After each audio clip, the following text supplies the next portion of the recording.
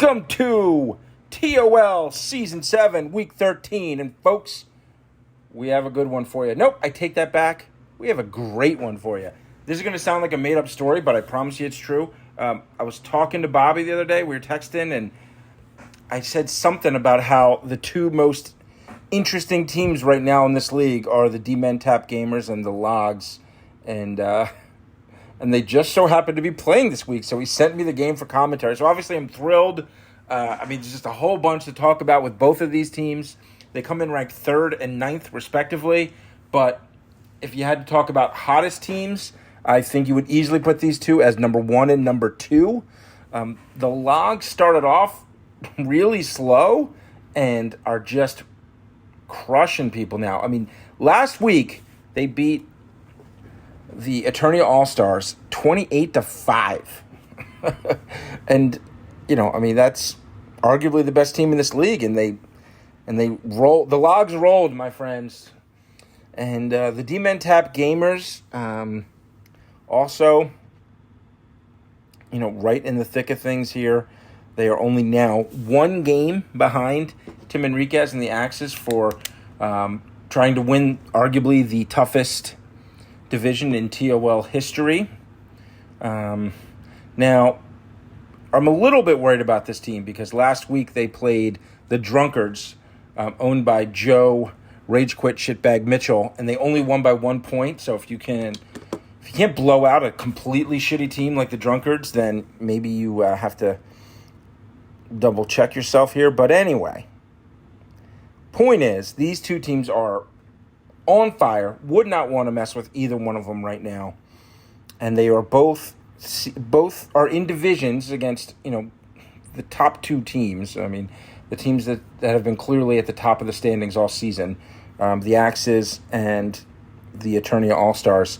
And they are both now breathing down the necks of trying to win those divisions. So,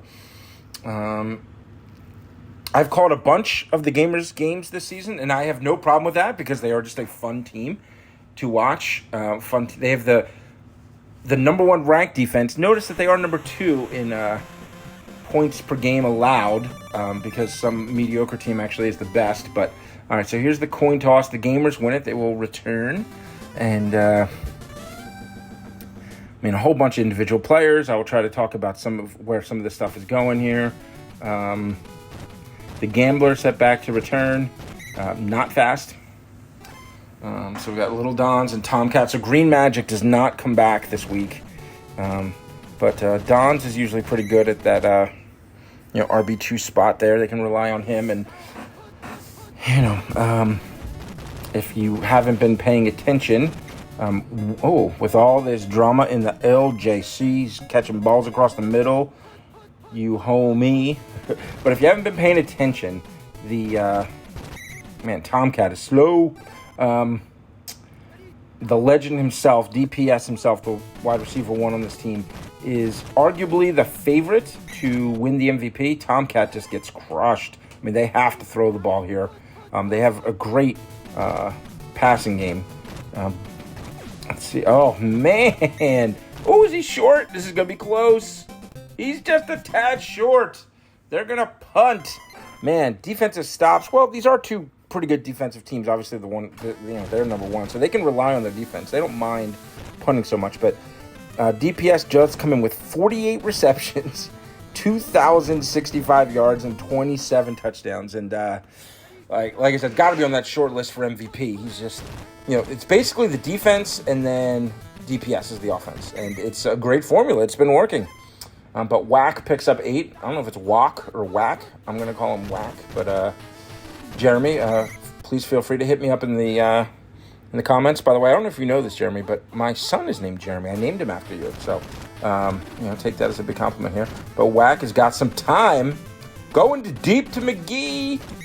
Big catch there. Now, McGee is no slouch himself. He comes in number 10 in receiving yards. He's got 28 catches, 1,100 yards, and 18 touchdowns. So, not putting up the same numbers as DPS, but big season there for McGee. So, keep your eye on him today. Oh, Tecmo Lou with the sack on the called play in 3rd and 11. Let's see, they Fake the handoff. Can they get the block? There's the big question. Oh, overthrown. And that's dangerous. Any team in this league, the one you do not want to throw it into coverage with is the Gamers. Their strategy, clearly, I mean, of course, part of it was just spending more money on defense than anybody else, but the big part of that was loading up on the defensive backs. I mean, all 4 of them. High Flyer leads the league in interceptions with 9. And, of course, the man himself, King Davis. Uh-oh, there's DPS. He's wide open. Oh, the pass is blocked. That was a 6-point pass block right there, because I feel pretty good that Slattery was going to walk into the end zone on that one. So big pass rush there. And then they give it to Tomcat for nothing. I'll be very surprised if they have positive rushing yardage this game. 3rd and 12. Another big play here. They run the play action. Nobody's obviously wide open. So another punt. So, of course, the Gamers just want to score on every drive. Obviously, it'd be stupid to say anything else. But as far as, setting a tone here, they don't mind a defensive-minded game. They want to force the Logs to have to throw the ball down the field. So, and so the quarterback has time again. So let's see, though. This is trouble. Interception. There it is. High Flyer gets to his 10th of the year. And that's what this defense does. They have put up enough pressure up front. Oh, there's no pressure on that play, but coverage is good enough, whatever it is, and they force you into mistakes, and those D-backs usually don't miss them. And here we go. I mean, here it is. DPS is back. Boom. Touchdown. So this is a perfectly fine format for a game for the Gamers. Just sit back, let your D-backs keep the other team out of the end zone, and DPS will get open. And, honestly, that quarter was like a perfect example of what they're trying to do. And it worked there. And obviously, game's only 7-0, and it's the first quarter, so obviously, the red hot Logs are still right in this. But as far as just like momentum goes and trying to establish what they want to do here, it's a good quarter for the Gamers here. And Doyley's been productive this year. Nothing spectacular, but he's been good. All right, so Whack is back here. Gives, boom, defense gets to him. He's had time sometimes, but Francis Moore. Is it Mort? Are we pronouncing that T, or is it Moore?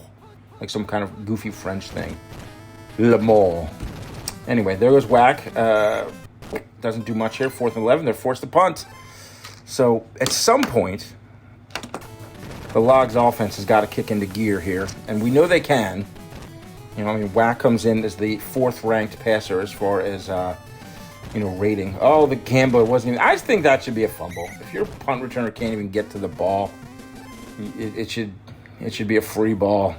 But anyway, all right, RSG hands it off to Dons, and their running attack is the only thing that will prevent them, well, not the only thing, because the Logs are a good team, but they could significantly hurt their chances here. Oh, DPS was open again. Ugh. Could not find him. RSG, who's found him a lot this year, obviously could not find him that time. Oh, interception! Leonard! Oh, and they get good field position. They say, you're not the only ones who get pick balls off, pal. I got Leonard. And there goes Whack running. And this play is good. He's got the 2 run plays. The one is better than the other. But that actually could be a big play for them today, because it doesn't, it runs outside and it keeps the D-backs mostly blocked and out of the way. So, I would be calling this play a lot if I were the Logs there. And you can see the kind of success it's having. Play action. The bottom receiver's open. Leon. Kings of Leon can't come down with it. Oh, I've got a song all ready to sing if he catches a big one. That drops back again. Lots of play action. Going to McGee, their number 1 guy. Oh, a lot of defenders there. Always scary to throw it anywhere near those D-backs. So, all right, big play here. 3rd and 10. And another play action. Oof, goes to McGee, but the defender's back there. Yeah, that bottom receiver, I think, would have been the better option. All right, so they really want to put this field goal on the board. They got that great field position. You don't want to come away with no points. But, yeah, this should be good, no problem. So, all right, 7-3. Kind of the kind of game we expected. just competitive, close. But, man, they're just making out there on the field for a while. All right, 1st and 10. Here we go. RSG back to work. Boom, the dive. Kirk Burke. I hope that's not somebody's real name. I hope somebody's name is not Kirk Burke. Call this play. I haven't been a lot of call plays today. Sven Hulk. So if you're the defensive coordinator for for the Logs, you don't call any of those run plays. Man, they call this on 3rd down. That seems like a crazy choice, man. Coordinators both need to be fired here. Yeah, I mean, you just call any of those plays where DPS goes deep. And, you'll your front 7 can take care of the run game for sure. Bill Bronski's returning the punt, brings it up to the 32. And it's 1st and 10. Jumps back. Oh, big time pressure. Joe, rage quit Mitchell. Shitbag Mitchell, Joe. Rage quit. Shitbag. All right. I loved listening to the game he called this week, by the way. It was funny. McGee. It almost sounded like you could hear his soul leaving his body as the Blues Brothers were rallying late in that game. Just took it to overtime. Oh, big stuff. They get the called play when they need it. And they are forced to punt once again. If you like defensive Tecmo, this is your game. And I do. I've said this before on some of my telecasts. I certainly don't mind a shootout. But I like to see these kind of games, where it seems like every first down actually means something. Sometimes these games turn into track meets and you almost forget 40, 50-yard touchdowns. RSG play action. Goes across the middle to Sean. Good delivery. Slap shot Sean. Picks up about 17. And they would, obviously, in a game like this, they would be happy just to get 3 to end the half here. Little Dons gets the sideline. Wow, picks up 8. All right, so there's some kind of running attack there. The pitch again to Dons. He's going to get that first down. Barely, but he gets it. But time is not their friend. 17 seconds. So do you go for one of those plays with slap shot Sean or LJC across the middle and then try to go for the field goal, or do you just chuck it deep, or do you just run into the defenders? So 4 seconds here, you just got to chuck it to – you pretty much have to chuck this to DPS no matter what. If he's covered, not covered, or you just get sacked by Sven Hulk. All right, so that's the half. Defensive half, I loved it. That was a lot of fun. Seems like every pass makes you nervous there. Is there a D-back going to pick it off or not? And the difference, to no one's surprise, is the one big play to DPS. But the Logs will start with the ball. And as good as the Gamers' defense is, I do not think they're going to be able to contain them to only 3 points in the second half. This team is red hot, and they will score some, even despite how good this is. Going deep to Leon.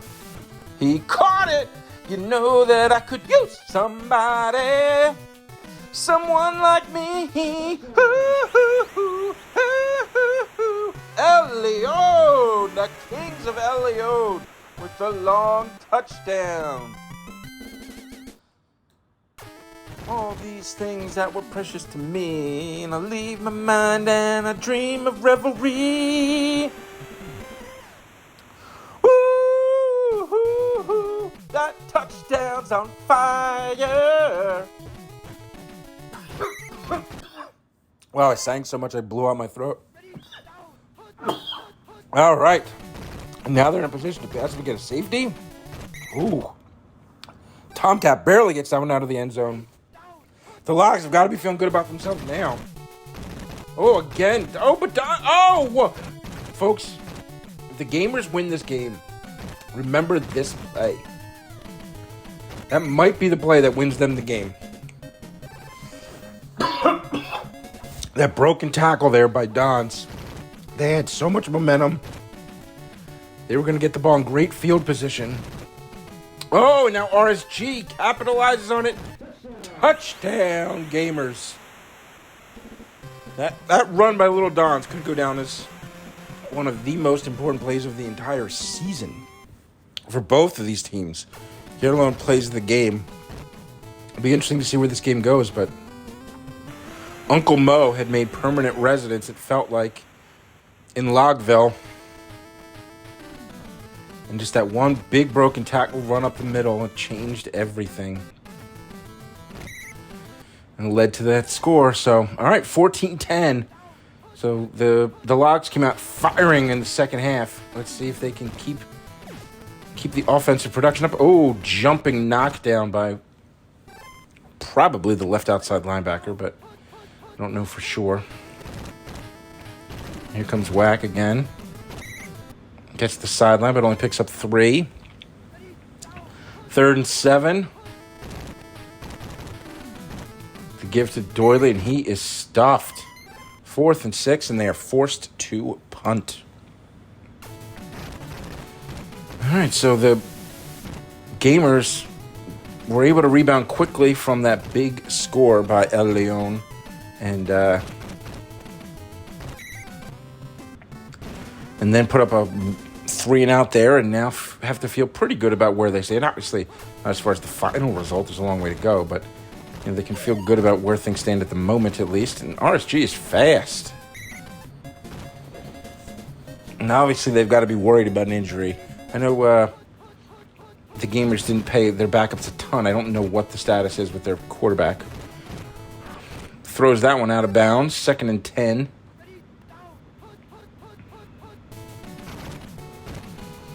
And there goes Tomcat.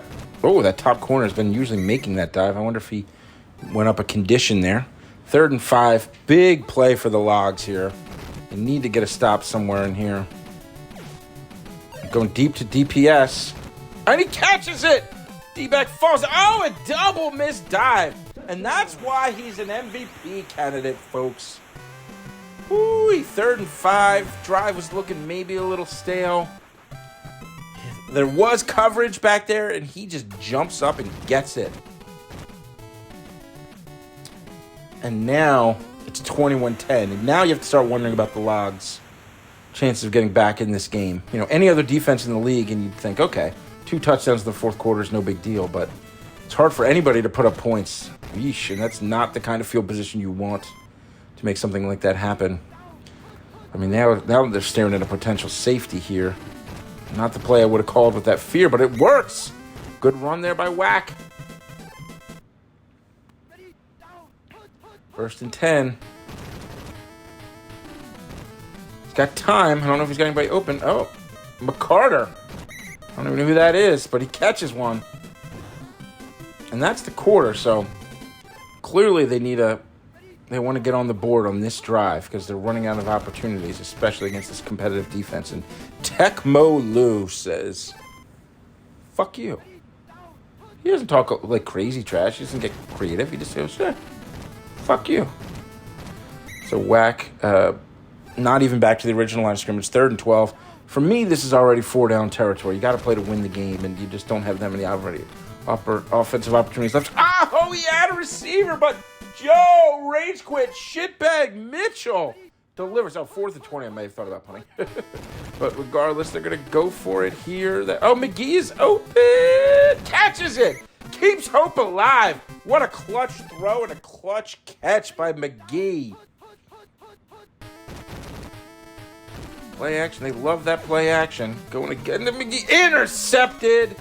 The high flyer gets up to his 11th interception. I would say maybe he's a contender for Defensive Player of the Year, but all of these D-backs are so good, it's hard to pick just to say one. Oh, there goes the DPS. And that's going to be the icing on the cake, folks. So that's the game. DPS ices it with a 3rd long touchdown of the game. But it's hard for me, despite some of the numbers there, to say that any one of those individual D-backs could be the Defensive Player of the Year because it's like a team effort back there, I think there's some teams where one defensive player maybe carries their defense to relevancy more so than, it's like the great big wall back there for the Gamers.